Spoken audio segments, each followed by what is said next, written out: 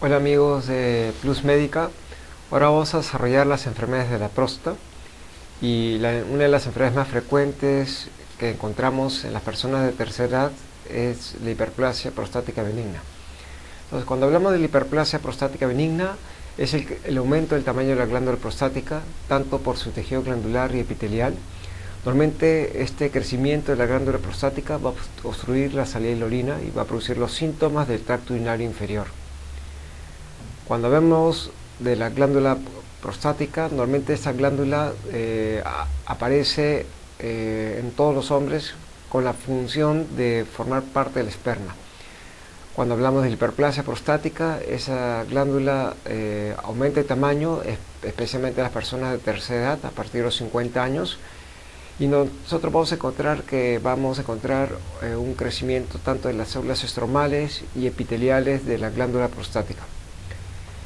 Cuando vemos dónde está ubicada la glándula prostática, vamos a encontrar que la próstata va a estar ubicado debajo de la vejiga, rodeando a la uretra prostática.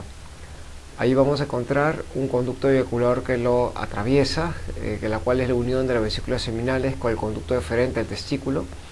Y la glándula prostática va a formar parte del esperma en un 30%. El otro 70% va a estar formado por las vesículas seminales y menos del 10% por la secreción que produce los testículos. Cuando hablamos de la hiperplasia prostática benigna, normalmente es una enfermedad de los ancianos. Es raro que ocurra antes de los 40 años y el promedio de edad es de 60 a 65 años. El crecimiento de la glándula prostática tiene dos picos. El primer pico es en la pubertad, aproximadamente entre 18 y 20 años, y el segundo pico de crecimiento es a partir de los 40 años. A partir de los 40 años la glándula prostática empieza a crecer, pero los síntomas que van a empezar a ocurrir en los varones generalmente va a ser a partir de los 50 años. Cuando vemos la prevalencia histológica que aumenta con la edad de la glándula prostática, encontramos que las personas de 51 a 60 años tienen una incidencia de 48%, de 61 a 70 años 77%, de 71 a 80 años 87% y más de 80 años el 92%. Eso quiere decir que normalmente encontramos que la incidencia de la hiperplasia prostática aumenta con la edad.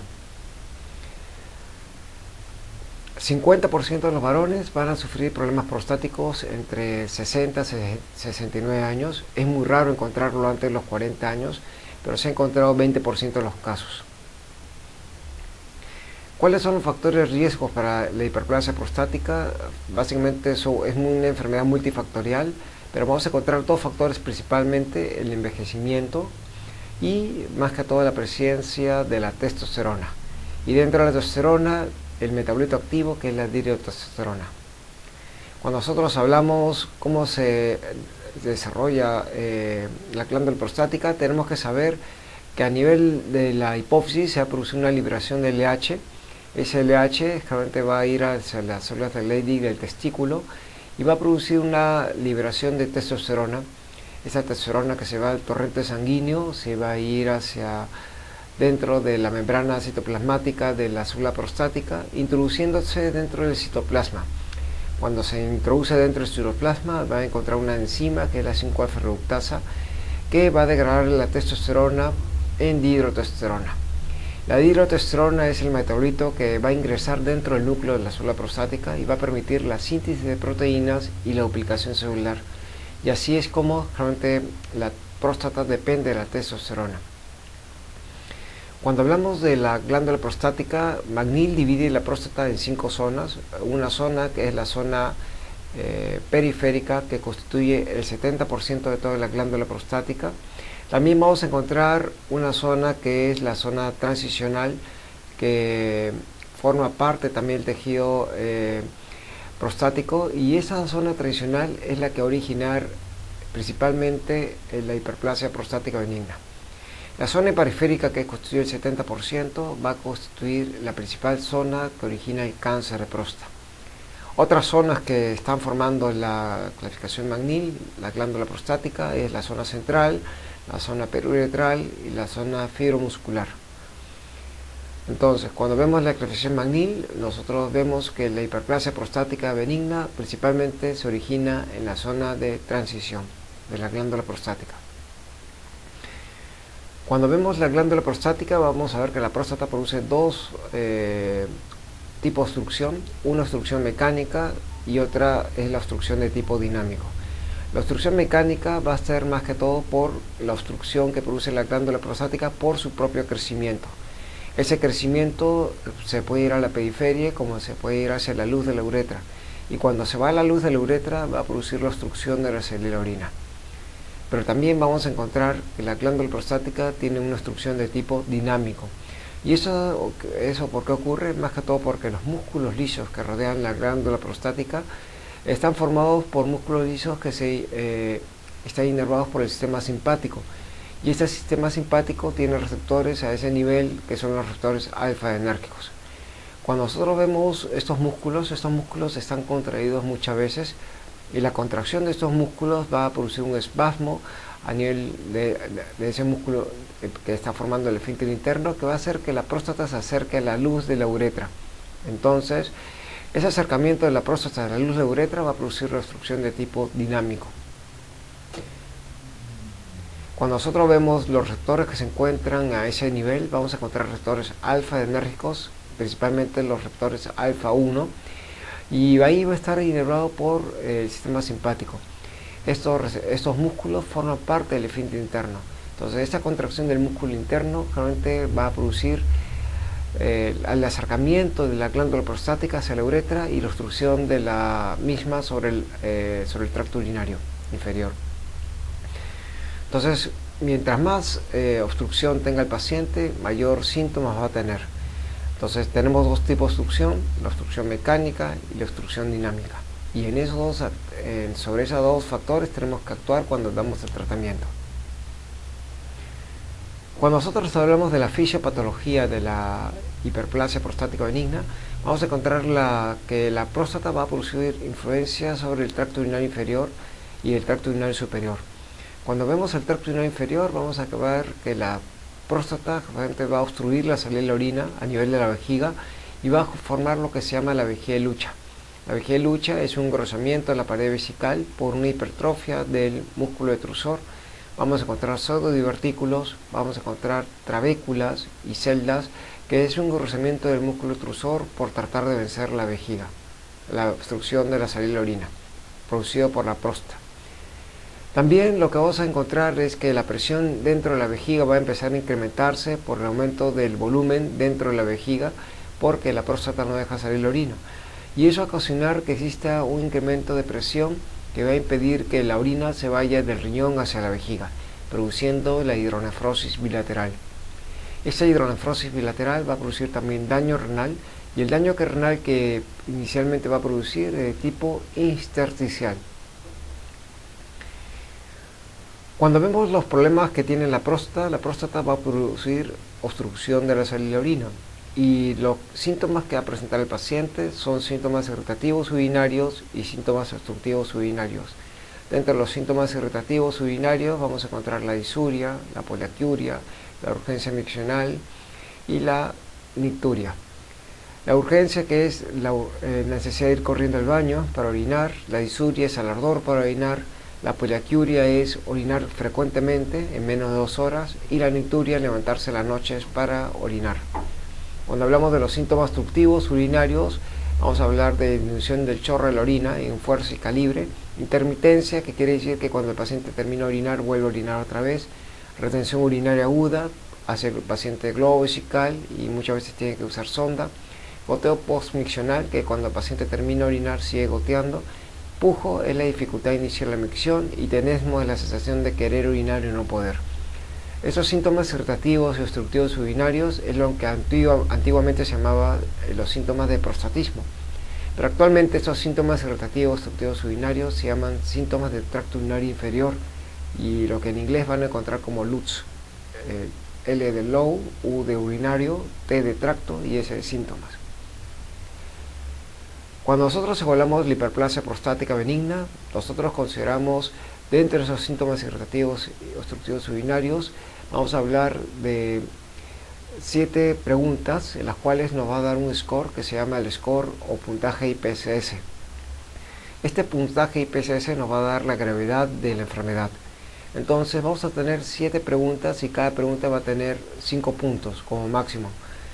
Cuando nosotros hablamos de la primera pregunta, dice la sensación que después de orinar le quedaba orina retenida dentro de la vejiga, eso es lo que se llama el tenesmo vesical. La segunda pregunta, orinar nuevamente en menos de 2 horas, es lo que se denomina poliaquiuria. Chorro se cortó y volvió a empezar otra vez, intermitencia.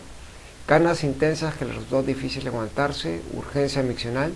Chorro urinario débil, disminución del chorro, grosor y fuerza. Esfuerzo abdominal para comenzar a orinar, tener dificultad de inicio de la micción. Y veces promedio que orina por la noche al dormir, eso es nicturia. De esas 7 preguntas, cada paciente va a tener, cada pregunta va a tener 5 puntos como máximo, y entonces vamos a tener un puntaje. Cuando el paciente nos refiere un puntaje de 0 a 7 puntos, el paciente tendrá un score leve.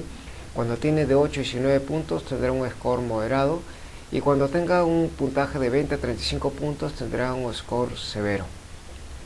¿Esto qué importancia tiene? Aquellos pacientes que tengan scores severos de 20 a 35 puntos posiblemente van a tener que ir a una cirugía de la glándula prostática, mientras que aquellos pacientes que tengan síntomas leves podrán tratarse con medicamentos para la glándula prostática.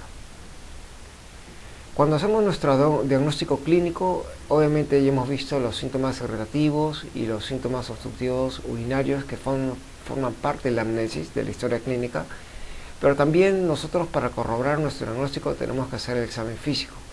Y dentro del examen físico, el examen más importante es el tacto rectal. En el tacto rectal nosotros buscamos la consistencia de la próstata, el tamaño de la próstata, los bordes de la próstata. Cuando nosotros hablamos del tacto rectal, la hiperplasia prostática es de la consistencia de la región tenar de la mano o la misma consistencia de la punta de la nariz. Es una consistencia blanda.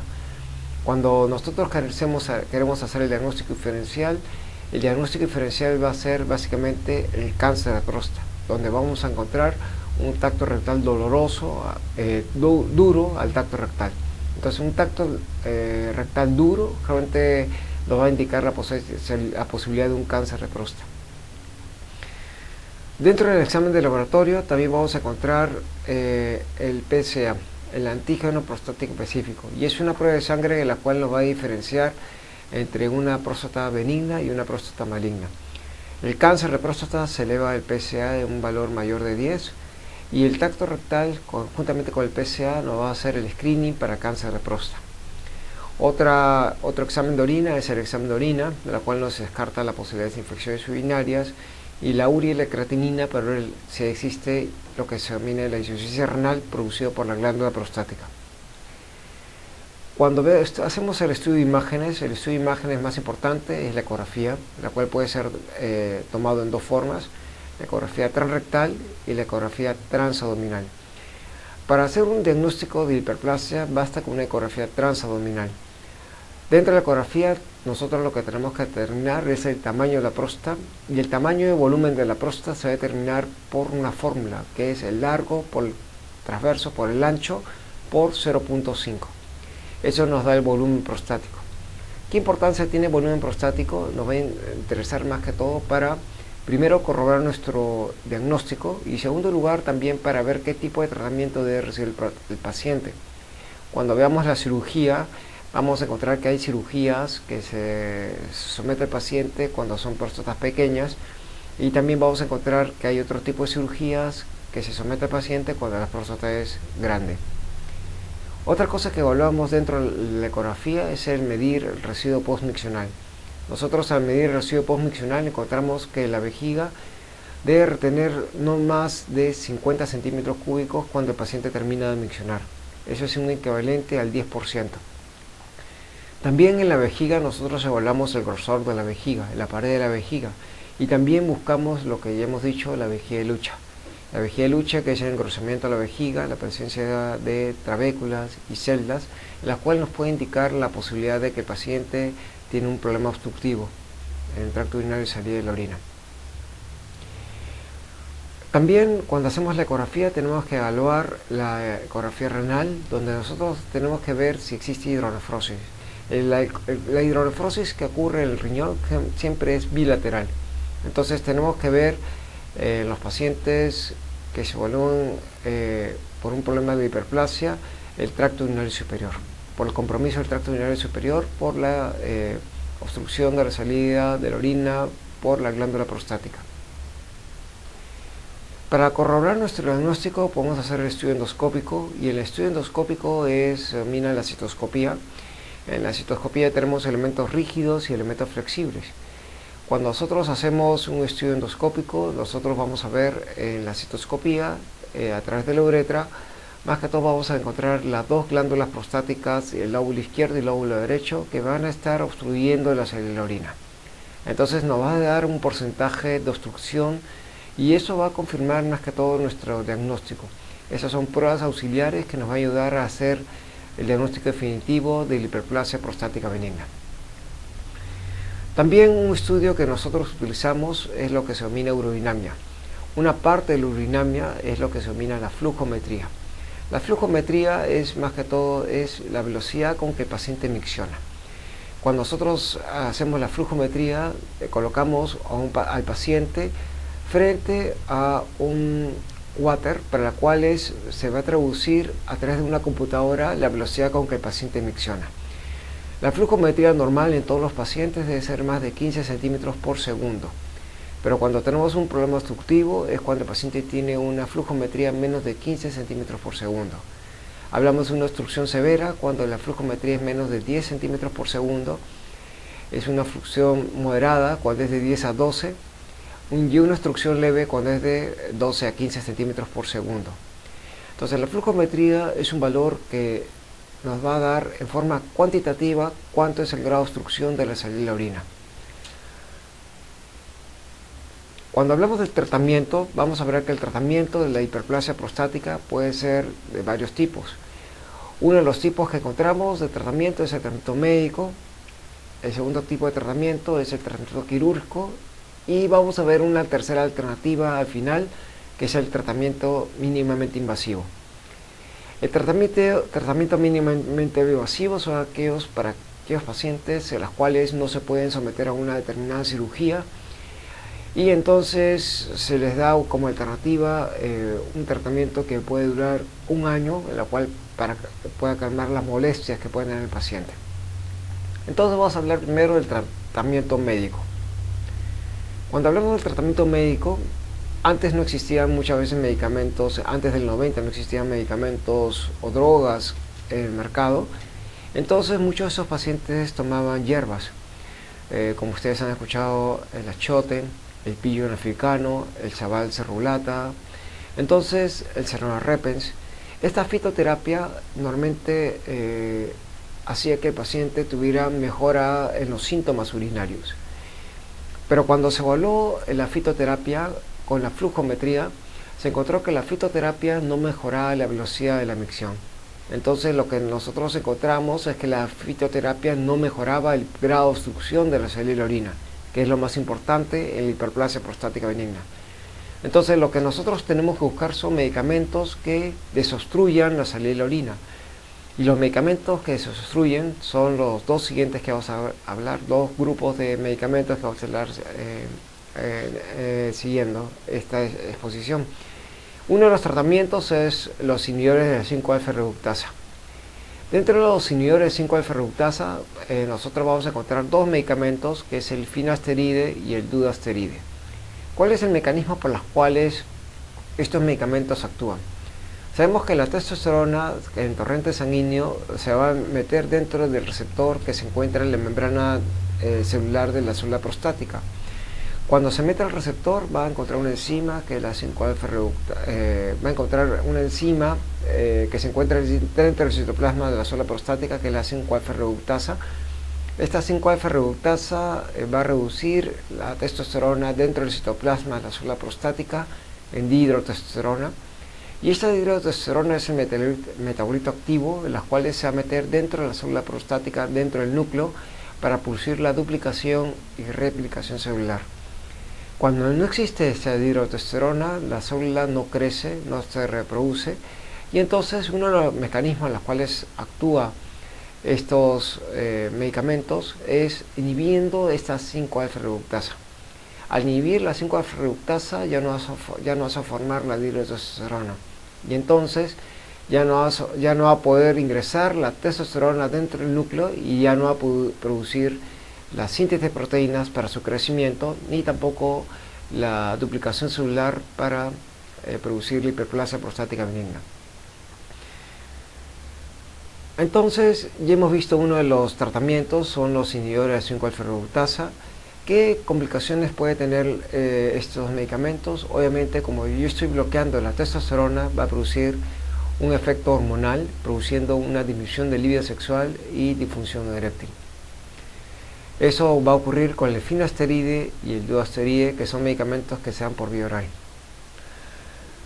Estos medicamentos que inhiben la 5-alfa reductasa va a producir un efecto sobre obstrucción de tipo dinámico, y eso va a lograr que la próstata, al dar estos medicamentos, se reduzca un 30% del tamaño cuando se da estos inhibidores de la 5-alfa reductasa, actuando sobre la obstrucción de tipo mecánico. Entonces, la obstrucción mecánica generalmente se va a lograr con el tratamiento médico con los inhibidores de 5-alfa reductasa. Y el otro tratamiento que vamos a hablar son los bloqueadores de los receptores alfa-adrenérgicos, como son el trazocin, la doxazocina, la tamsulosina y la alfusocina. Estos medicamentos actúan sobre la obstrucción de tipo dinámico. ¿Y en qué consiste esta obstrucción? Sabemos que la obstrucción dinámica está debido a que los músculos lisos que forman el esfínter interno y que están rodeando el tejido prostático van a empujar la próstata hacia el centro de la uretra. Entonces, esa obstrucción va a impedir que el paciente pueda miccionar en forma adecuada, y entonces el paciente va a tener síntomas irritativos y obstructivos urinarios. El tratamiento con estos bloqueadores alfa-adrenérgicos es tratar de reducir la contracción de esos músculos lisos que están formando parte del esfínter interno, y sabemos que se encuentran inervados por el sistema simpático a nivel de los receptores alfa-adrenérgicos. Entonces, cuando nosotros damos estos medicamentos bloqueadores alfa-adrenérgicos, como el trazocin, la alfusocina, la doxazocina y la tamsulosina, lo que va a hacer es relajar ese músculo liso que se forma que está rodeando el tejido prostático, y entonces va a impedir que la próstata se meta dentro de la uretra, evitando la obstrucción. Entonces, eso es bloquear la obstrucción de tipo dinámica que ocurre por la glándula prostática. Cuando nosotros vemos estos medicamentos, el efecto colateral que produce estos medicamentos va a ser siempre hipotensión arterial, porque eso va a producir una vasodilatación en el sistema vasomotor, y entonces hay que tener cuidado con estos medicamentos porque el paciente puede tener ese efecto vagal cuando damos estos bloqueadores alfa-adrenérgicos. Cuando hablamos del tratamiento quirúrgico, vamos a hablar del tratamiento definitivo de la glándula prostática. Entonces, los pacientes pueden operarse porque tienen molestias por orinar, porque tienen un flujo dentro de la flujometría disminuido, pero nosotros sabemos que hay indicaciones absolutas por las cuales el paciente debe operarse de todas maneras. ¿Cuáles son estas indicaciones absolutas? Uno, y lo más importante, es el daño renal. La insuficiencia renal con retención nitrogenada, elevación de creatinina, la cual va a producir una insuficiencia renal en estos pacientes. Otra indicación absoluta es la hematuria, que es el sangrado en el paciente, el sangrado macroscópico. Otra indicación absoluta es las infecciones urinarias crónicas. Otra indicación absoluta es la formación de cálculos producidos por la glándula prostática. Y otra indicación, obviamente, es cuando el paciente no puede miccionar y está con globo vesical y hay que colocarle sonda Foley para que pueda miccionar. Estas 5 indicaciones son las indicaciones por las cuales de todas maneras el paciente tiene que operarse de la glándula prostática. Cuando vemos el tratamiento quirúrgico, vamos a hablar de 2 tipos de tratamientos principalmente: el tratamiento endoscópico y la cirugía abierta. Cuando hablamos del tratamiento estándar de la cirugía de próstata, obviamente siempre se va a hablar del tratamiento endoscópico, que es la resección transuretral. Pero esta cirugía tiene sus indicaciones, igual que la cirugía abierta. Cuando tenemos próstatas de menos de 50 gramos aproximadamente, nosotros vamos a hacer la cirugía endoscópica. Y cuando tenemos próstatas de más de 50 gramos, hacemos la cirugía abierta, que es la adenectomía para sacar el tejido prostático, ¿no? Y ambas cirugías son buenas. La cirugía endoscópica y la cirugía abierta son buenas. Lo que pasa es que cada una tiene su indicación. Cuando hablamos de la cirugía endoscópica, la RTU, resección transuretral, nosotros vamos a hablar de un equipo que se llama el resectoscopio. Ese resectoscopio realmente es un aparato que va cortando el tejido prostático en forma gradual, por pedazos. Utiliza como fuente de resección la electricidad, las cuales por esa razón realmente tiene que ser un medio hidrosoluble, ¿no? Que sea escaso en electrolitos. Entonces nosotros usamos muchas veces agua destilada, glicina, ¿no? Como medio de solución para esta resección transuretral. Como nosotros usamos agua destilada, entonces eso va a ocurrir que cuando se va resecando el tumor, 1 litro cada hora de RTU se puede meter dentro de los vasos sanguíneos que hemos estado cortando, 1,5 litros aproximadamente. Entonces, para evitar la sobrecarga de volumen, tenemos que operarlo al paciente en un tiempo de no más de 1 hora. Porque si nosotros operamos a estos pacientes por más de 1 hora, puede ocurrir lo que se llama el síndrome RTU. El síndrome RTU es cuando se absorbe mayor cantidad de líquido a nivel de los vasos sanguíneos que se están rompiendo cuando se hace la resección transuretral. Se produce una hiponatremia dilucional, porque acuerden que estamos usando agua destilada, y también lo que va a ocurrir es que va a producir un edema y hiponatremia dentro de del paciente. Entonces, estos pacientes tienen la indicación de resección transuretral cuando la glándula prostática tiene menos de 50 gramos. Cuando la próstata tiene más de 50 gramos, la indicación es la cirugía abierta. Y cuando hablamos de la cirugía abierta, vamos a encontrar 3 técnicas: es la técnica suprapúbica, la técnica retropúbica y la técnica perineal. Las 3 son semejantes, solamente que hay algunas que tienen más complicaciones que otras. Y vamos a hablar primero de la técnica de la vía perineal, la cual la incisión es entre el ano y el testículo. Se hace una incisión buscando la cápsula de la próstata y realmente a través de esa incisión realmente se saca el tejido prostático. La técnica de adenectomía perineal realmente tiene un abordaje, de las cuales muchas veces es un poco compleja, por las cuales a veces se ha dejado de usar.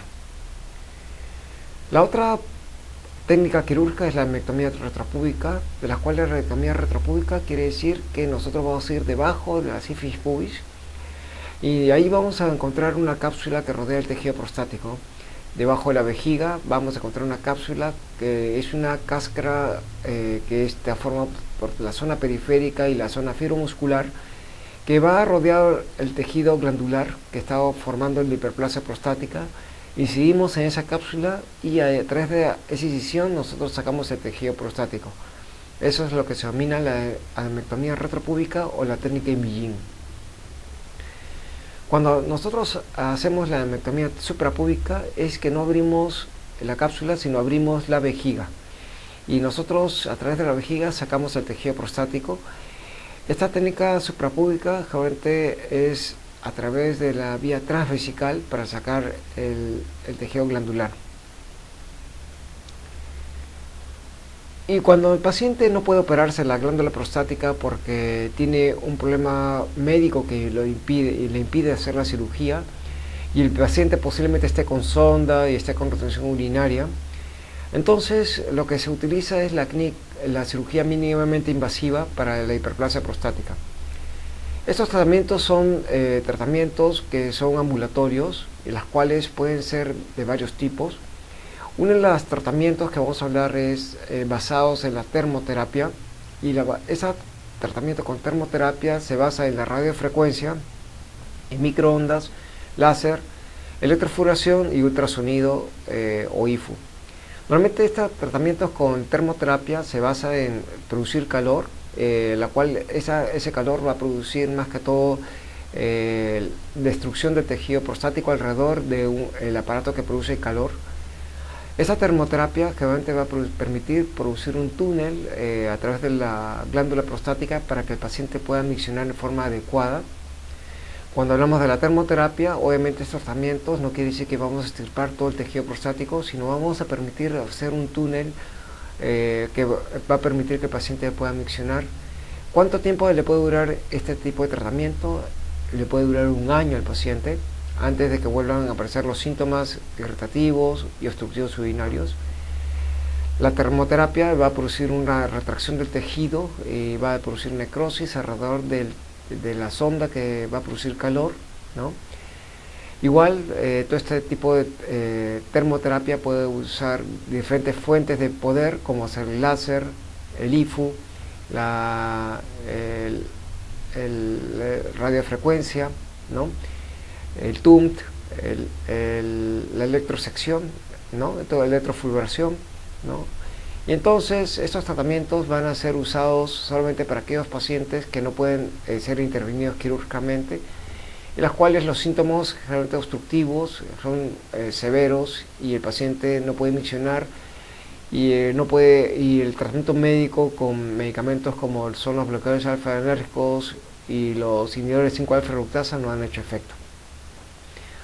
Otro de los tratamientos que vamos a hablar son los dilatadores con balón, de los cuales es una sonda la cual hace que empuje la próstata hacia un costado a través de un balón.